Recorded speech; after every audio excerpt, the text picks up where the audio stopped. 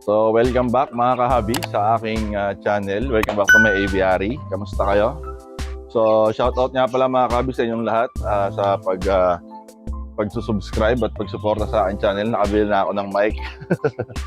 So, mga kahabi, feedback lang, no? Kung okay ba sa inyo yung audio na using mic or yung wala. So, testing lang muna natin kasi sayang, no? Testing. Baka kasi mas okay kapag may ganito, medyo ma-cancel out ng konti yung ingay ng mga ibon kasi minsan may tendency silang maging sobrang ingay. So anyways, mga kahabi, kumusta kayo? Welcome back sa aking aviary, no? So makikita niyo mga kahabi, changes. Sorry makalat. Yung cage ko para dito, di ba may cage dyan dati? So inalis ko na kasi binili ng pamangkin ko si Miko. So shoutout nga pala sa'yo Miko, no?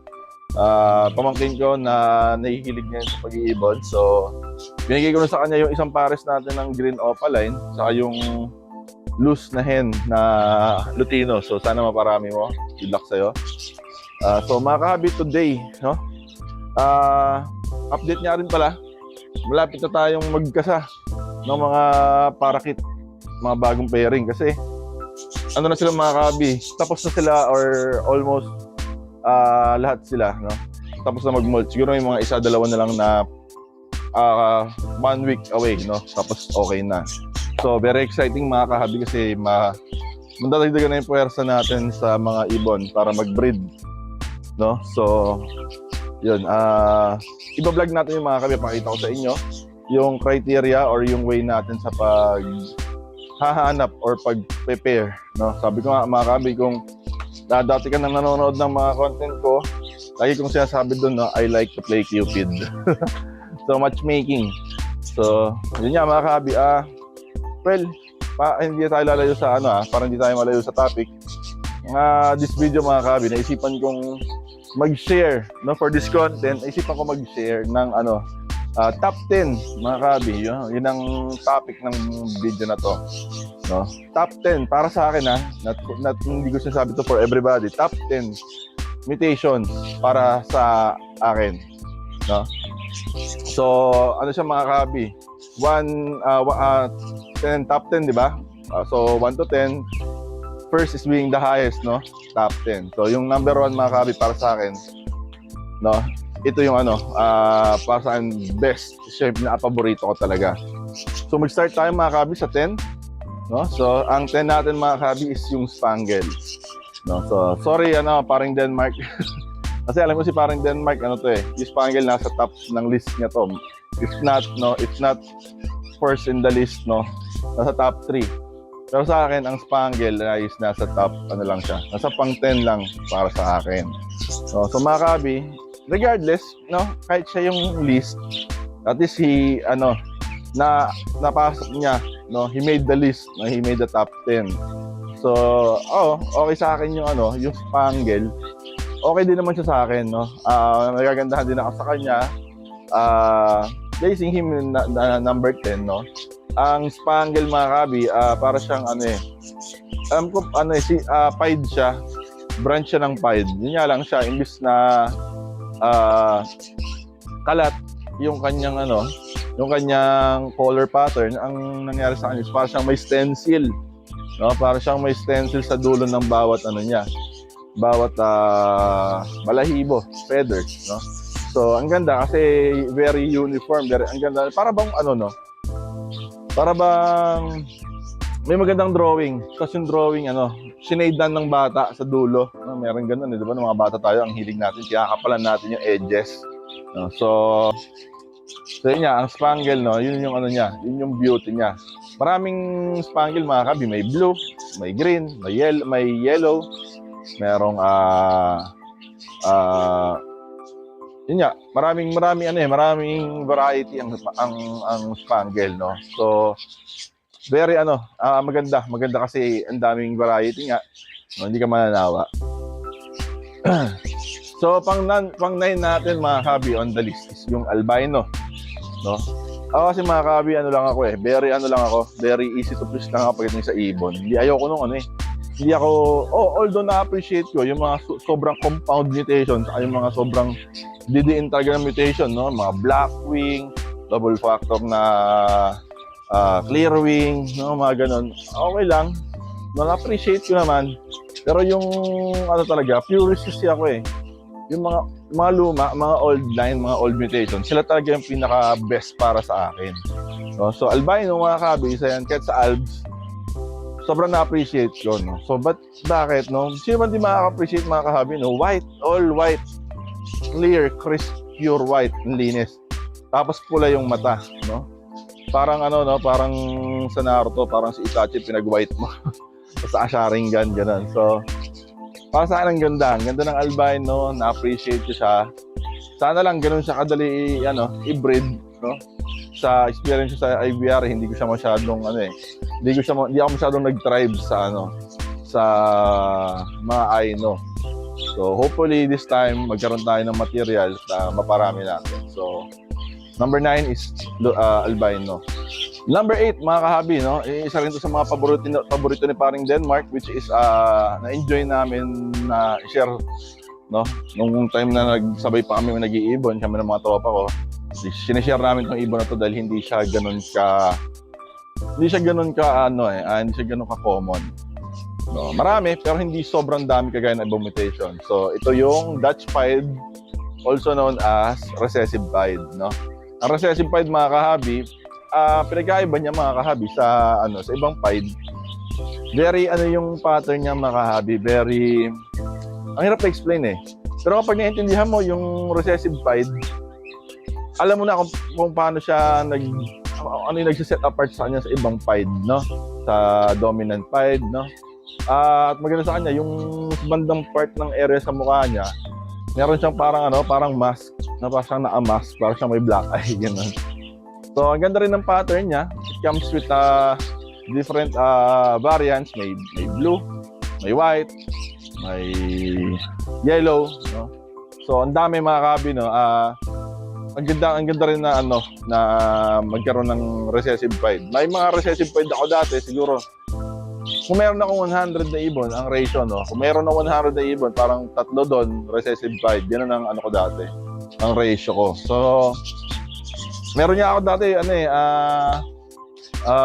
full complete Hagoromo na recessive pied. Ganda talaga ako. Yun nga lang, syempre, beauty is in the eye of the beholder, no? So, para sa akin, siya yung top 8 ko, number 8. Number 7, mga kahabi, no? Yung follow mutation. No? Ang follow mutation, mga kahabi, is sa mata, no? Sa mata siya na mutation. Red eye siya, pero different siya sa mga Aino. So, maganda rin yung mga kahabi, maganda rin yung follow kasi siya yung red eye na hindi mapusyaw yung kulay. No? Magaganda rin yung marks niya, no? Magaganda rin yung marks niya sa katawan, hindi siya yung sobrang dull. At the same time, mapula yung mata niya, no? Pula yung mata niya. Iba lang ng shade ng kulay sa pagkapula ng albino. So ganun pa, mga kabi, na-appreciate yung follow kasi hindi siya, para sa akin, high mutation ng follow, no? Pwede mo siyang i-carry sa lahat ng ng color mutation, no? Any color mutation can be a follow. I believe, no? Pwedeng blue variant, no? Pwedeng yellow variant, no? May mga ganun eh. Alam ko may follow ako dati white face. Meron din ako follow dati na yellow face, ganyan. So, maandaan ko may marami nang meron, though I don't hindi ko kiniklaim na may ganitong mutation, no? Pero alam ko may mga meron ng mga kahabi, especially mga specialist natin sa mga rainbow. Alam ko meron na silang mga rainbow na red eye. So, which is, no? Follow is always sought after, no? Sa mga parakeets. So, siya yung top number 7 ko. Okay, mga kabi, number 6, no? Clearwing or rainbow, no? So, para sa akin, siya yung number 6 ko, rainbow. Maraming ma-offend, no? Pasensya na, mga kabi, no? If ma-offend kayo nitong magtampo kayo sa akin kasi pang number 6 ko lang yung rainbow. Sabi ko nga, beauty is in the eye of the beholder, which is, para sa akin, ang ganda rin naman ng rainbow. Meron nga lang sa mata kong mas maganda sa kanya. Pero regardless, number 6, no? Rainbow. So, para sa akin, ang pagkakaintindi ko sa rainbow, mga kabis, compound mutation siya. May time lang nun na hindi ako masyadong naglagi or hindi ako masyadong nag-dive dun sa rainbow. Kasi nung time na yon, merong mag-iibon. Ewan kung kilala niyo siya. Ang pangalan niya sa Facebook ay 3-letter plus aviary. May pagka-pulis kasi siya. Though nothing against him dahil personally wala naman akong sa kanya. Personally wala naman akong problema sa kanya. So, yun nga lang, parang he made it hard para sa akin nung time na yun dahil yun nga, bago ako, beginner ako, kami ng mga tropa ko. Ayan. Nung time na nagsisimula kami sa Parakit, parang may siya, intimidating siya. Na parang bang, pag nag-share ka sa group, sorry, nag-vent na ako. Para na rin to sa mga mga kahabi natin iba na ang hilig manita, no? Ang hilig magpuna, imbis na itama yung tao na nag-post na rin, pinost niya rainbow pero hindi man pala siya pasado as rainbow. Ang gagawin ng tao na yun, PPM ka, doon hindi ko na-experience to, pero sa kaibigan ko na-experience to. PPM siya na, paano naging rainbow yun? Tapos parang inaantay niyang mag-explain tong isa na paano naging rainbow yun. So parang namumulis, no? Parang traffic violation. Parang i-apprehend dyan, no? So parang isa yon sa mga reason, honestly, masasabi ko ngayon, ang tagal naman na nun, masasabi ko na parang isa yun sa mga reason ba't hindi ako masyadong nag-delve or nag-deep, nag-try sa rainbow na mutation. Siguro mas mataas siya sa risk ko if that event never happened, no? Ulitin ko, hindi ako anything against him, hindi nag-cross yung paths namin. Yun nga lang, syempre na-notice ko siya na ganun yung ugali niya, na-intimidate ako sa kanya na parang, ay, wag na nga lang, no? Wag na nga lang, try ko na nga lang iba yung mga mutation na madali lang, para at least pag tinanong ako, paano to naging normal? Madaling sagot eh. Pag tanong ko, paano yung naging rainbow? Noong time na yun, bago pa lang ako, paano ko masasagutin? Diba? Parang isip ko. Which is, thankfully, never happened. No? I have nothing against dun sa guy na yun. So sinishare ko lang ito dito kasi alam ko naman na maraming ganon na mga kahabi natin, para masyado silang sensitive. No? So, ease up mga kahabi. No? Chill. So, yun nga, rainbow. Compound mutation ang rainbow, mga kahabi. Tapos, yellow face siya or golden face, no? Golden face. Compound, combination niya siya ng golden face opaline at ng golden face na clear wing, no? So, yun yung mga, correct me if I'm wrong, no? Ulitin ko, hindi ako biyasa. Pero doon umiikot yung yung recipe para sa rainbow. So, follow nyo si Sir Kaiser Miramoto. Gaganda ng mga rainbow niya, mga kahabi. Okay. Moving forward, number 5. Number 5, mga kahabi, Lutino. Sino ba nga namang hindi makakagusto sa Lutino, no? Mapa-African lovebirds, no? Mapa-airing, non-airing, no? Mapa-black chick, niyasa, no? Dito sa mga lahat ng mga parrot, mga kahabi na may Lutino, ang ganda talaga ng Lutino. Pure yellow. Parakit, no? Pure yellow. Tapos yung mga tips ng wings niya, yung bagwis niya, white. Tapos red eye. So ba naman hindi mabibigyahanin, no? Parang kahit ang layo mo, nakita mo yung Lutino, dilaw na dilaw. Ang ganda eh. No? So mga kahabi, Lutino yung pang 5 ibon ko. Nung tatry pa lang ako mag-start sa pag-alaga ng parakit, nabili ko siya sa pet shop. Bumili ako ng isang pares na Lutino. So, isa yun sa mga una kong mga ibon. Kaya, nung nakita ko yun, tayo parang, ay, ganda, Lutino. Di ko alam na Lutino tawag doon. Ang ganda na ito, dilaw na dilaw. No? Maganda kasi, di ba mga kabi, pag sa mata mo, bright colors yung mga ibon, parang ang sarap-sarap tignan. No? So, Lutino, mga kabi, especially, talaga yan. Hindi nawawala sa paborito ko sa mga ibon, no? Lagi kong sinasot after yun. Yan lang, wala akong Lutino ngayon. Hindi ko alam kung saan ako makaka-purchase o makaka-acquire. No? Pero soon magkakaroon ako ng ganon. So, number 4 mga kabi, ito hindi to nawawala sa lahat ng ibunan. Almost sa lahat ng ibunan may ganito. No? Tapos, especially sa ibunan ko, laging may ganito. Dominant pied mga kabi. No? Ang dominant pied, ano siya? Pied niya, pied. Batik-batik siya mga kabi eh. Sabog-sabog yung kulay niya. Maraming klase ng pied, no? Maraming variant. May dilaw, may green, may blue, may puti. Maraming pied mga kabi, napakaraming pied. Yun kaya isa sa mga reason ba't nagustuhan ko siya. Para sa akin siya yung ano eh. Kumpara sa African Lovebirds, yung African Lovebirds kasi may pied din doon. Dominant pied yan. Yun nga lang, medyo boring tignan sa African Lovebirds kasi hindi masyadong lutang yung pied sa African Lovebirds. Unlike dito sa parakeet, yung dominant pied ng mga parakeet, talagang ang gaganda. Gaganda mga kabi, talagang kahit sabi mong pareho sila na green opaline or green yellow, something like that ng variant. Yung pattern mga kabi, hindi nauulit. No? Talagang hindi siya nauulit. Ang layo lagi ng itsura nila. Talagang ako nga, sabi ko kung puro dominant pied lang yung ibon na meron ako, kahit 100, puro dominant pied, okay lang sa akin. No? Kasi every pied is unique. No? Talagang para siyang work of art para sa akin, para siyang mosaic, no? Talagang abstract yung pagkaano niya sa akin eh. Ang ganda niya. Sobrang daming kulay, mga pattern, iba't ibang variant. So, gotta love dominant pied mga kabi. Talagang isa sa mga paborito ko.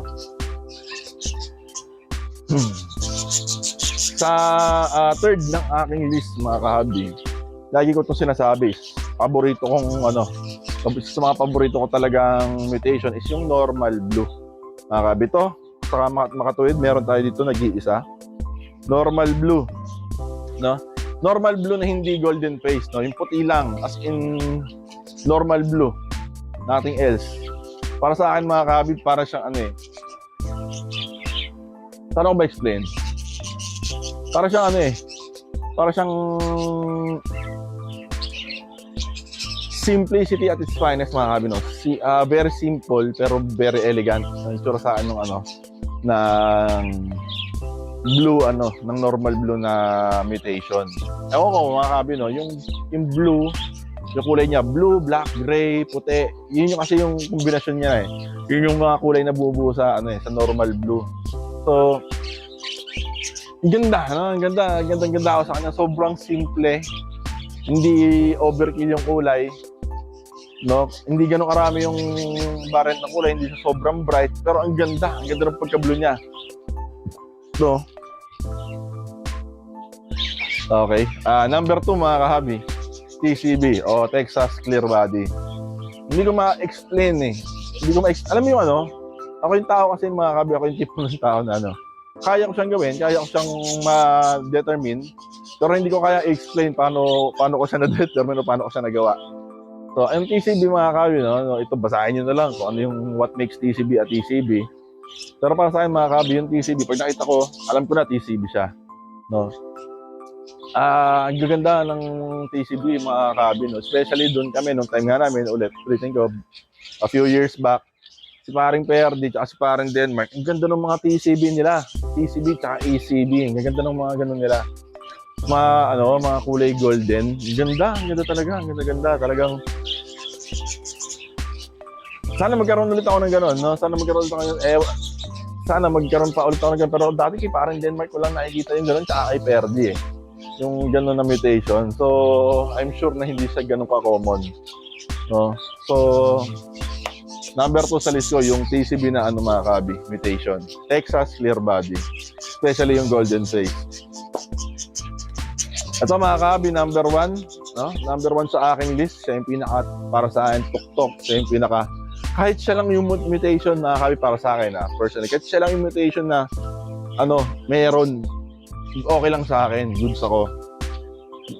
Normal green, mga kabi, yung wild type green, no? Yung ng parakeet, African Lovebirds o parakeet, siya yung pinaka-favorite ko. No? Kasi siya yung mga kabi, siya yung wild form, no? Siya yung wild form. Para sa akin, siya yung OG. No, ako pa naman talagang kung sino yung nauna mga kahabi, kung sino yung nag-start ng lahat ng yon, parang yun eh. Si ang Diyos ang may gawa nun eh. Siya ang yun ang default, siya ang nag-default nun. Parang ganda ng normal green talaga mga kahabi. Ang lamig-lamig sa mata ng green, kulay nature talaga, no? Sadly lang, wala akong normal green ngayon. Pero siguro mga early next year, mag-hunt tayo para magkaroon ako rito sa aviary. Normal green mga kahabi, normal green supremacy talaga. Para sa akin siya yung favorite ko of all time na mutation. So, ikaw kahabi, no? Comment mo below, no? Ano yung top 10 mo, no? Ano yung top 10 mo na mutation? Share mo naman yan mga kahabi. Comment it down below. 10 top 10, no? Number 1 is being the most, no? Favorite siya yung top mo. Tapos 10 is the lowest, no? So, yun lang mga kahabi, no? Sharing lang. Share niyo yung inyo. Comment it down below, no? Kung nagustuhan niyo itong video na to, please hit that like button. Comment, like, share, and subscribe mga kahabi. Kung hindi ka pa naka-subscribe, subscribe ka na. At sa mga susunod na video mga kahabi, papakita ko sa inyo yung ano ko, papakita ko sa inyo, mag-set up ako. Yung mga alaga ko rito na mga napamature ko na, ikakasa na natin sila sa breeding cage. At may mga, on top of my mind, ang dami ko rin content na na naiisip, no? So, watch out mga kahabi, no? So, I guess yun lang sa episode na to. Salamat sa panonood. Sana hindi ko sayang yung oras ninyo. So, maraming salamat sa support ng mga kahabi. Kagaya ng sinasabi ko lagi, ingat lagi. God bless and happy bird keeping.